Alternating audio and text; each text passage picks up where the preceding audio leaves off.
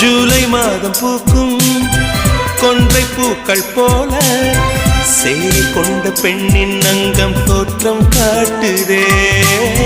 தாஜ்மஹாலின் வண்ணம் மாறக்கூடும் பெண்ணே, மின்னும் உந்தன் கண்ணம் இன்னும் வண்ணம் கூடுதே.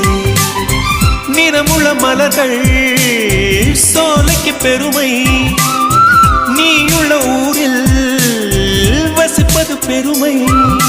100 கோடி பெண்கள் உண்டு உன் போல் யாரும் இல்லையே, ஆனால் கண்ணி உந்தன் கண்கள் கண்கள் மட்டும் காணவில்லையே.